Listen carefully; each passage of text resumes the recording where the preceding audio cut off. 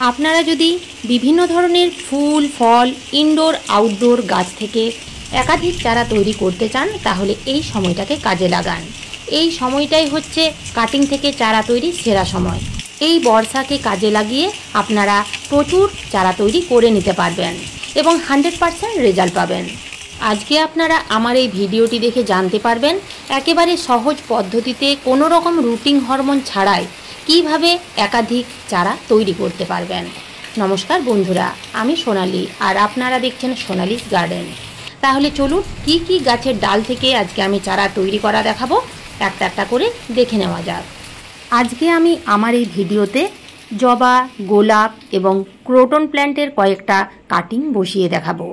এই পদ্ধতিতে আপনারা বিভিন্ন ধরনের ফুল গাছ, ফল গাছের কাটিং বসাতে পারেন। কাটিং থেকে চারা তৈরির জন্য আপনাদের এমন ডাল বেছে নিতে হবে যে ডালগুলো মোটামুটি একটু পুরনো, নতুন ডাল নেবেন না।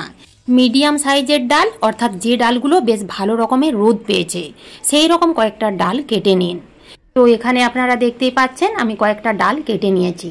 তো কাটিংগুলো বসানোর জন্য নিচের দিকে যে পাতা থাকবে সেই পাতাগুলো কিন্তু কেটে বাদ দিয়ে দেবেন এবং উপর দিকেও বেশ কিছু পাতা বাদ দিয়ে দেবেন। সমস্ত পাতা কেটে বাদ দেওয়ার দরকার নেই। তো দেখুন এখানে আমি প্রত্যেকটা ডালের বেশ কিছু পাতা কেটে নিয়েছি। এটা গোলাপ গাছের ডাল। তো গোলাপ গাছের এই যে আপনারা এখানে এই যে উঁচু উঁচু যে জায়গাগুলো দেখতে পাচ্ছেন এইগুলোই হচ্ছে নোড এরিয়া। এই নোড এরিয়া থেকেই শিকড় বের হয়। প্রত্যেকটা গাছের ডালে এই নোড এরিয়া থাকবেই। তো কাটিংগুলো বসানোর জন্য আমি দেখুন 5টা ডাল আছে, অর্থাৎ 5টা কাটিং নিয়েছি। 5টা পাত্রে আমি বসিয়ে দেব। দুটো 6 ইঞ্চি এবং 8 ইঞ্চি টব নিয়েছি আর 3টি নিয়েছি পলি ব্যাগ। তো প্রত্যেকটার নিচে কিন্তু হোল করা আছে, টবের নিচেও হোল আছে এবং এই পলি ব্যাগের মধ্যেও বেশ কিছু হোল করে নেওয়া হয়েছে। মিডিয়ায় কাটিংগুলো বসাবো সেই মিডিয়া ভরে নিয়েছি। তো এখানে আপনারা দেখতেই পাচ্ছেন এখানে আমি নিয়েছি 50% বালি এবং 50% মাটি। এই জবা গাছের ছোট্ট কাটিংটি আমি এই পটেই বসাবো। তো কাটিংগুলো বসানোর আগে অতি অবশ্যই প্রত্যেকটা টবের মধ্যে যে মিডিয়াগুলো নিয়েছি সেগুলো ভালো করে জল দিয়ে ভিজিয়ে নেবেন। ভিজিয়ে নেওয়ার পরেই আমরা কাটিং বসাবো।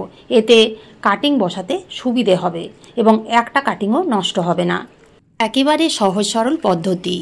এই পদ্ধতি অবলম্বন করে আপনারা বিভিন্ন ধরনের আপনাদের হাতের সামনে যে গাছগুলো আছে যেগুলো আপনারা খুব সহজেই চারা তৈরি করতে চাইছেন, যেমন বেলি, রঙ্গন, অ্যালামান্ডা, কামিনী, এছাড়াও আপনারা মাধবীলতা ফুল গাছের ডাল থেকেও এই পদ্ধতিতে চারা তৈরি করতে পারবেন। জবা ডালের কাটিংটি বসানো হয়ে গেল। এরপরে আমি গোলাপ গাছের ডালটি এই মিডিয়ায় পুঁতব। তো এখানে আমি নিয়েছি শুধু নদীর বালি, বিল্ডিং তৈরি করার যে নদীর বালি পাওয়া যায় সেই বালি। তো আপনারা দেখতেই পাচ্ছেন বালি প্রথমে খুব ভালোভাবে ভিজিয়ে নিয়েছি এবং মোটামুটি 1 থেকে 2 ইঞ্চির মতো গোলাপ গাছের ডালটি পুঁতে দিলাম। দেখবেন এই বর্ষাতে 15 থেকে 20 দিনের মধ্যে খুব সুন্দরভাবে চারা তৈরি হয়ে যাবে। এরপরে আমি এই পলিব্যাগগুলোতে ক্রোটন প্ল্যান্টের কাটিংগুলি বসিয়ে দেব। তো এখানেও আমি 50% বালি নিয়েছি এবং 50% মাটি নিয়েছি। তো দেখুন মোটামুটি 1.5 থেকে 2 ইঞ্চির মতো ডাইরেক্ট মাটিতে পুঁতে দিচ্ছি। আমি কিন্তু এখানে কোনো রকম রুটিং হরমোন বা কিচ্ছু ব্যবহার করিনি। আপনারা সবসময় চেষ্টা করবেন একটা কাটিং একটা পটে বা এইরকম ক্যারি ব্যাগে বসানোর জন্য। কেননা যদি একটা পটেই আমরা মোটামুটি 5-6টা কাটিং বসিয়ে দিই তাহলে কাটিং থেকে চারা তৈরি হবে ঠিকই, কিন্তু যখন আমরা সেই চারাগুলো অন্য পটে প্রতিস্থাপন করতে যাই অনেক সময় সেই চারাগুলো কিন্তু মারা যায় বা শিকড়ে আঘাত পেয়ে অনেক কাটিং নষ্ট হয়ে যায়। তো আমি বলবো আপনারা যখনই কাটিং থেকে চারা তৈরি করবেন এইরকম একটা পটে কাটিং বসান, এতে একটা চারাও নষ্ট হবে না। কাটিং থেকে চারা তৈরি করার সেরা সময় এখন, কিন্তু আমি 12 মাস কাটিং থেকে চারা তৈরি করি। আমার বেশিরভাগ বাগানের গাছ নিজের হাতেই তৈরি। একবার আপনারা এই পদ্ধতি অবলম্বন করে কয়েকটা কাটিং বসিয়ে দিন। নিজের হাতে কাটিং থেকে চারা তৈরি করার আনন্দই আলাদা। তো দেখুন এখানে আমি 5টা কাটিং বসানো হয়ে গেছে। এখন প্রশ্ন হচ্ছে আপনারা এই বর্ষায় এই কাটিংগুলো কেমন জায়গায় রাখবেন। এই কাটিংগুলো আপনারা বড় কোনো গাছের নিচে রেখে দিন যেখানে ডাইরেক্ট সূর্যের আলো পড়বে না, কিন্তু এই বর্ষায় ঝমঝম করে বৃষ্টি পড়বে। আমি দেখুন কাটিংগুলো এই বড় ক্রোটন গাছের নিচে রেখে দিয়েছি।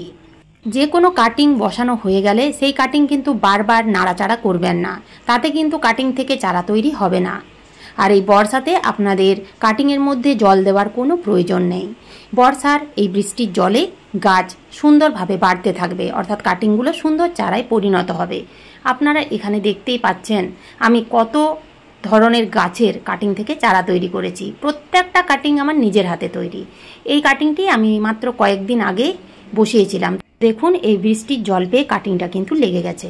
এখানে আপনারা দেখতেই পাচ্ছেন জবা গাছের ডাল থেকে চারা তৈরি করেছি। এই গাছটির বয়স মোটামুটি 1 বছর। 1 বছর আগে আমি এই একটা জবা গাছের ডাল পুঁতে দিয়েছিলাম। তো দেখুন কি সুন্দর চারা তৈরি হয়েছে।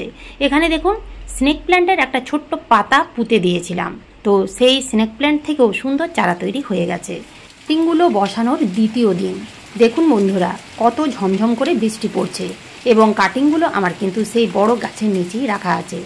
এইভাবে যদি কাটিং বসিয়ে বর্ষায় চারা তৈরি করতে পারেন তাহলে আমি গ্যারেন্টি দিয়ে বলছি 100% রেজাল্ট আপনারা কিন্তু পেয়ে যাবেন। এখানে আমার হাতে আপনারা যে গাছটি দেখতে পাচ্ছেন এটা হচ্ছে জেড প্ল্যান্ট, এটাও কিন্তু কাটিং থেকে চারা তৈরি। এইভাবে আপনারা বিভিন্ন ইনডোর প্ল্যান্টের কাটিং থেকেও চারা তৈরি করতে পারেন। তো এই ছিল আজকের আমার এই ভিডিওটি কেমন লাগলো অবশ্যই কমেন্ট করে জানাতে ভুলবেন না, এবং একটা লাইক দেবেন। নতুন বন্ধুরা আমার চ্যানেলটিকে সাবস্ক্রাইব করে পাশে থাকার অনুরোধ রইল। ধন্যবাদ।